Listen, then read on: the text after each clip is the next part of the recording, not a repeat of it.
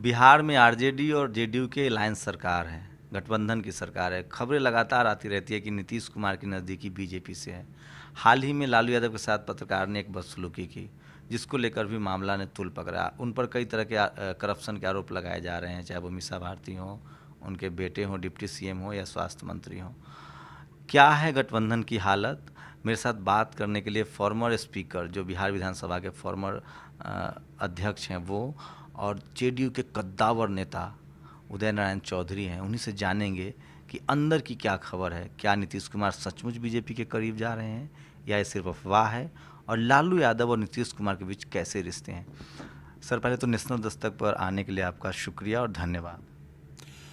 मैं आपको धन्यवाद देता हूं कि नेशनल दस्तक आजकल के परिवेश में बहुत ही सामयिक विषयों को उठा रही है और लोगों को आपका नेशनल दस्तक बहुत पसंद है। इसके लिए मैं सर, ये जो जिस तरह की लगातार खबरें आ रही हैं कि नीतीश कुमार और बीजेपी सीधे मोदी जी के साथ, कहा जा रहा है कि उनकी नज़दीकियां बढ़ रही है, आपकी क्या रिपोर्ट है? आप चूँकि सबसे कद्दावर नेता हैं, जो नीतीश के सबसे करीब माने जाते हैं, क्या लग रहा है इसमें कितनी सच्चाई है? देखिए, नीतीश कुमार एक अच्छे देशभक्त हैं और राष्ट्रवादी नेता हैं, ईमानदार नेता है। मुझे ये कहने में कहीं कोई संकोच नहीं है। और जो कुछ भी नीतीश कुमार के बारे में दुष्प्रचार किया जा रहा है कि भाजपा के साथ जाएंगे या क्या करेंगे, तो मैं उस बिंदु पर यह कहना चाहूँगा, नीतीश कुमार जी को भाजपा क्या दे सकती है? भाजपा के साथ जाके क्या करेंगे? ये जो आदमी बीपी सिंह के मंत्रिमंडल में रह चुका, जो अटल बिहारी वाजपेयी जी के मंत्रिमंडल में रहा, जो बहुत ही बढ़िया बढ़िया मंत्रालय को और बहुत ही अच्छे ढंग से चलाने का काम किया वाजपेयी जी के मंत्रिमंडल में, जो 3 बार मुख्यमंत्री रह चुका, उसको अब भाजपा क्या दे सकती है? क्या इनको प्रधानमंत्री बना देंगे मोदी जी अपना पद छोड़ के? क्या इनको राष्ट्रपति बना देंगे? ऐसा तो हो नहीं सकता है। और अगर प्रधानमंत्री का पद देने को तैयार हो जाए तो मैं तो आज ही कहूँगा कि नीतीश कुमार जी को चले जाना चाहिए उसमें, देश हित में ये होगा। लेकिन प्रधानमंत्री तो बनाएगा नहीं। ये सब तथा कथित जो भजन गाने वाली है भाजपा सरकार की, जो चैनल, अखबार, वो सब ये दुष्प्रचार करते हैं लोग, या जो नेता हैं वो प्रचार करते हैं कि नीतीश कुमार जी भाजपा के साथ जाएंगे। अभी तो नीतीश कुमार जी के लिए बहुत अच्छा अवसर खुला हुआ है। वर्तमान सरकार ने बहुजन समाज पार्टी हो, चाहे समाजवादी पार्टी हो, चाहे कांग्रेस पार्टी हो, झारखंड मुक्ति मोर्चा है, राष्ट्रीय जनता दल है, ममता जी की पार्टी है, तृणमूल कांग्रेस है, द्रविड़ मुनेत्र कड़गम है, सबके नेताओं के ऊपर तो तलवार लटका दिया है। आप पार्टी है। कौन सी तलवार? सीबीआई वाली तलवार? वही सीबीआई का तलवार, जो सबसे बड़ा तलवार है, लटका दिया है। मैं तो यहाँ तक कहता हूँ कि सबका लिस्ट नाम टांग दिया है कि कब किसको हम भेजेंगे, जो परिस्थिति है आज। लेकिन भाजपा को दिक्कत हो रही है कहाँ? भाजपा को दिक्कत हो रही है नीतीश कुमार से। भाजपा को दिक्कत हो रही है जो बिहार में नीतीश कुमार ने महागठबंधन बनाया उससे। भाजपा को दिक्कत हो रही है जो नीतीश कुमार का पॉपुलैरिटी जो पूरे देश में हो रहा है। नीतीश कुमार जो कहते हैं वो करते हैं, इस रूप में उपनीत हो रहे हैं। चूँकि भाजपा ने अभी क्या हुआ, मोदी जी ने कहा कि हम बेरोजगार नौजवानों को रोजगार देंगे, और अब कहते हैं कि रोजगार देना संभव नहीं है। कहा कि हम काला धन लाएंगे, एक भी काला धन नहीं लाया, किसी का नाम नहीं बताया।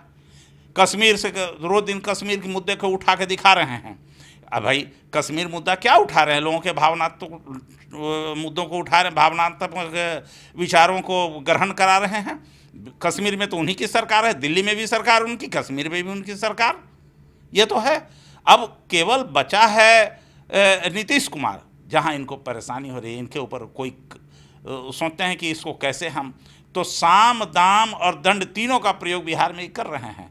चूँकि एक बार हार चुके हैं, गए थे गाय लेकर के बिहार में और गोबर लेके लौट गए हैं, तो भोग रहे हैं।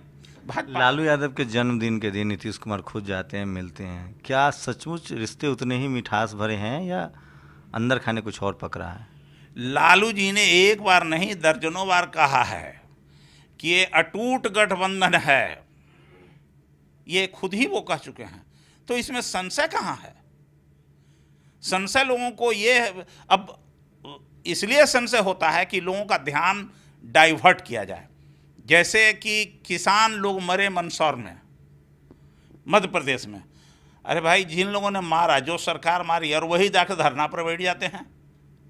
ये चर्चा ही नहीं होता है कि आखिर किसान का आंदोलन किस लिए था। वो तो समर्थन मूल्य मांग रहे थे, वो अपने उपज का उचित मुआवजा मांग रहे थे, दाम मांग रहे थे, तो गोली उनको मिला है। इस विषय पर चर्चा नहीं है। चर्चा उनको मारे गए लोगों को कितना मुआवजा मिलेगा, ये चर्चा करवा रहे हैं, और खुद ही धरना पर बैठ रहे हैं। ये तो हो गया एक तरह से नाटक ना हुआ भाई। जनता के दिशा को बदलना चाहते हैं, जनता की सोच को डाइवर्ट करना चाहते हैं। ठीक उसी तरह से बिहार में लोगों को डाइवर्ट करना चाहते हैं कि ये गठबंधन टूटने वाला है, ये भ्रम फैलाया जा रहा है। जो दिल्ली में बैठे जो बड़े पत्रकार हैं, उन लोगों का कहना है कि नीतीश जी जो हैं वो जानबूझकर डिप्टी सीएम से उनकी बनती नहीं है, और इसलिए वो जो भी भ्रष्टाचार की खबरें आ रही है वो लीक की जा रही है नीतीश कुमार की तरफ से। इस पर आपकी क्या सफाई? भाई, कलम भी आपका है, कागज भी आपका है, तो जो लिखिएगा वही ना लोग पढ़ेगा, हम लोग सुनेंगे। ये कहाँ कुछ कहा हुआ है? कलम भी उनकी है, कागज भी, जो लिखना चाहें लिख दें, और लिख रहे हैं। हम लोगों के पास कहाँ कोई कलम कागज है? आप भी दिखाइएगा तो लोग सुनेंगे, नहीं दिखाइएगा ना सुनेंगे। ये सब भ्रम फैलाया जा रहा है नीतीश कुमार के बारे में। अभी नीतीश जी आए थे दिल्ली में, और शरद यादव और तमाम बड़े जितने भी विपक्ष के, मायावती, बड़ी रैली हो रही है आरजेडी की, उसमें सुना है सारे लोग जुट रहे हैं। तो क्या नेशनल स्तर पर आप लोग कोई अलायंस बना रहे हैं और उसके नीतीश कुमार सर्वमान्य नेता होंगे? अरे भाई, समय पर सब न होता है। ये तो बनाना है उन नेताओं को, नीतीश कुमार को तो बनाना नहीं है। नीतीश कुमार जी सबके साथ सहज उपलब्ध हैं, सबके पास। आप चाहिए तो आप जैसा चाहिए हम आपके साथ हैं। ऐसा थोड़ा है कि नीतीश कुमार जी नहीं कर रहे हैं। लेकिन नीतीश कुमार जी के नेतृत्व में अगर भविष्य तय होगा हिंदुस्तान का, तो शायद बहुत जल्दी सफलता मिलेगी, हम ऐसा उम्मीद कर सकते हैं। सर, जिस तरह से लगातार दलित एट्रोसिटी के मामले बढ़े हैं यूपी में, खासकर जो बीजेपी शासित राज्य हैं उसमें, उसको आप लंबे समय तक काम करते रहे, सामाजिक आंदोलन से भी जुड़े रहे हैं। क्या लग रहा है कि एक बार फिर से जो राम राज के बहाने मनुवाद, ब्राह्मणवाद और जो भेदभाव वाली जो वो समाज था, उसकी तरफ लोग बढ़ रहे हैं? देखिए, वर्तमान जो दिल्ली की सरकार है या जो यूपी की सरकार है, ये लगातार जो गरीब, पिछड़े, दलित, आदिवासी, ओबीसी हैं, दलित, इनके मूल विषयों से लोगों को डाइवर्ट करना चाहती है। और यही कारण है केवल भावनात्मक मुद्दों को उठाया जा रहा है। चाहे वो मामला एंटी रोमियो का हो, लव जिहाद का हो, घर वापसी का हो, राम मंदिर का हो, जो भी मिला है, ये सब उनको केवल उनके माइंड सेट को डाइवर्ट करने की साजिश की जा रही है। जो पेट का मुद्दा होना चाहिए वो दूर है, जो रोजगार की बात होनी चाहिए वो दूर है, जो किसानों के हित की बात होनी चाहिए वो नहीं हो रहा है। अब और तो और आप देखिएगा, ये सरकार, किसान जब विद्यार्थी लोन लेगा पढ़ाई के लिए तो उसको 12%, 13% लोन देना पड़ेगा। आज जब घर मकान बनाने के लिए गाड़ी का लोन जो है उसका 8% पर मिलता है। ये तो पूरा प्रचार है। तो इस सरकार की मानसिकता आप समझ लीजिए कि कहाँ जा रही है सरकार। तो ये सरकार चंद पूंजीपति घरानों की सरकार है, जो पूर्ण रूप से दलितों के आरक्षण को समाप्त करना चाहती है। दलितों पर एट्रोसिटी बढ़ा है।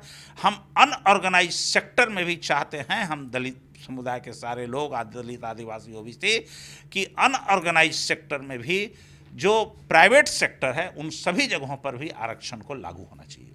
ये आरक्षण को लेकर कई तरह के लोग डर जता रहे हैं कि जो केंद्र सरकार है, चाहे आरएसएस जो है, वो कई बार कह चुके हैं कि आरक्षण की समीक्षा हो। क्या लगता है कि मोहन भागवत जो है वो राष्ट्रपति कैंडिडेट बताए जा रहे हैं, उस स्थिति में आरक्षण को लेकर हो सकता है कि समीक्षा हो जाए? वो तो संविधान की समीक्षा करना ही चाहते हैं। वर्तमान सरकार चाहती है संविधान की समीक्षा करना, लेकिन संविधान की समीक्षा के नाम में ये लोग चाहते हैं कि आरक्षण को समाप्त करना।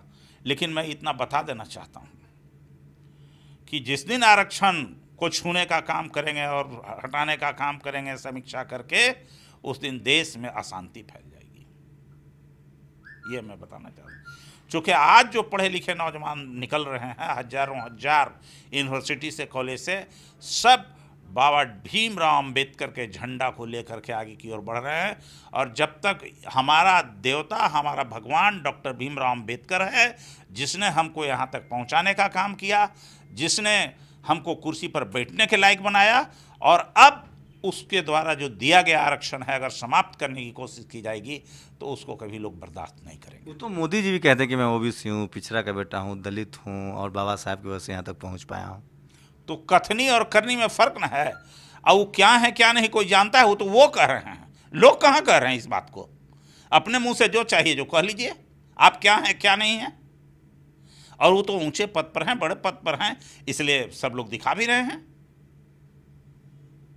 सर एक आखिरी सवाल, बिहार में जिस तरह से सरकार चल रही है, अलायंस की बड़ी जीत हुई थी आप लोगों की, मीडिया का परसेप्शन ठीक नहीं। अब वो लगातार छोटी छोटी चीज़ों को, जिस तरह से जंगल राज की फिर वापसी हो रही है, भ्रष्टाचार के आरोप लग रहे हैं, क्या लग रहा है ये क्या आप लोग बैकफुट पर हैं इन सब वजहों से, या आप लोग पलटवार करेंगे और जो 2019 का चुनाव है उसके लिए कोई प्लान रोड मैप है?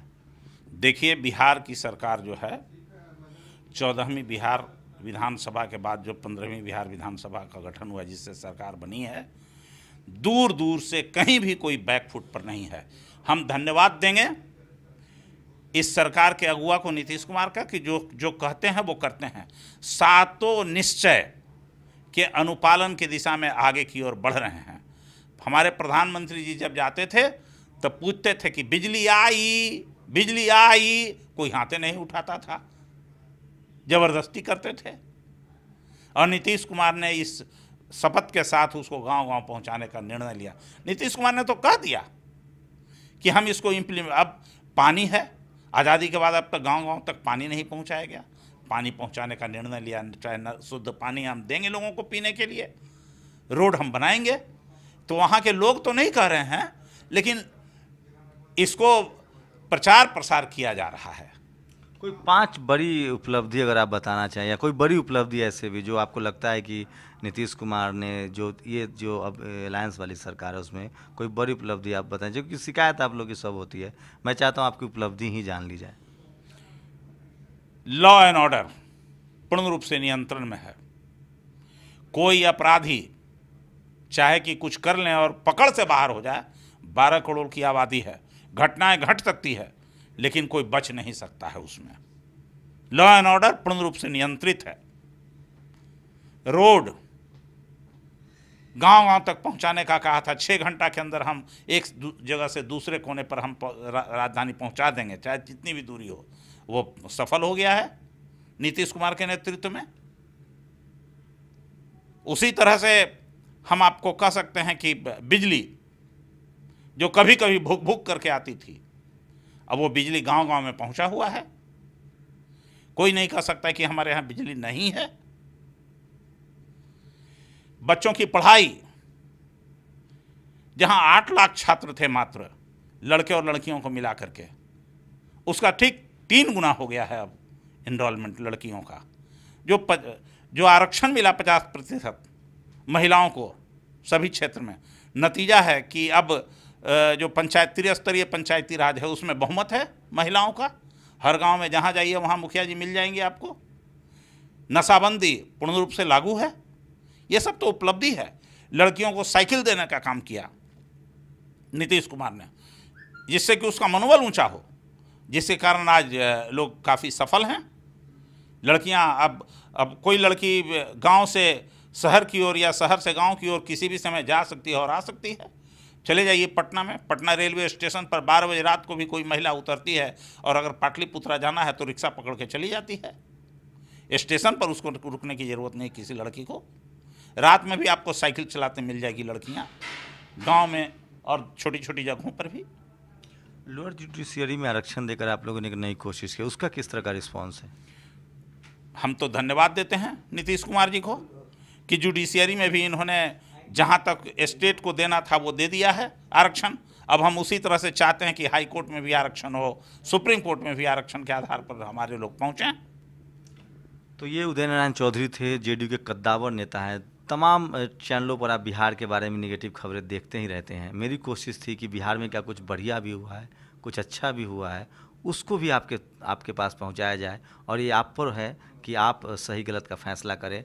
आप उस तरफ की खबरें भी देख रहे हैं, बिहार सरकार ने क्या किया उसको लेकर उदय नारायण चौधरी जी बता रहे थे। इसको भी सुनिए, समझिए और आप अपने विवेक से पड़ताल कीजिए कि वाकई बिहार की हालत जो है वो बेहतर हुई है नीतीश कुमार के राज में, या जो मीडिया दिखा रही है कि जंगल राज की वापसी हो गई है वो सही है।